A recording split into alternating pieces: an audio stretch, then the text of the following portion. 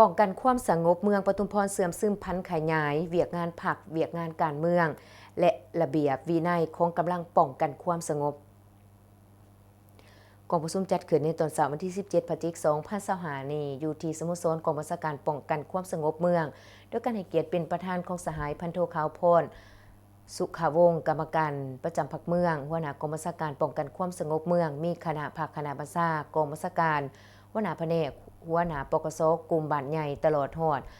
นายตำรวจทัวกองบัญชาการเขาห่วมสำหรับเอกสารที่นำมาเสริมซึ่งประกอบมีเอกสารจรรยาบรรณจรรยาธรรมของนายและพลตำรวจคุณสมบัติศีลธรรมปฏิบัติเอกสารเวียกงานพรรคเวียกงานการเมืองยกสูงเวียกงานคุ้มครองสมาชิกพรรคการจัดตั้งและประชาชนปฏิวัติลาวต่อกำลังป้องกันความสงบประชาชนเอกสารว่าด้วยขอหามต่อนายและพลตำรวจวินัยของกำลัง7ระบอบ18เวียกเอกสารเวียกงานบุคคลมือเป่าหูบเทวผืนฐานขันหมู่เอกสาร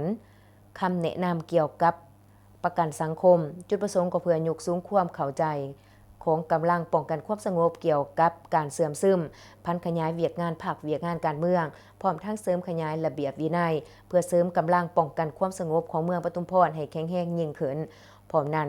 ยังเป็นการพัฒนาบทบาทการคุ้มครองสมาชิกพรรคและการเคลื่อนไหวของกำลังป้องกันความสงบภายในขอบเขตความรับผิดชอบ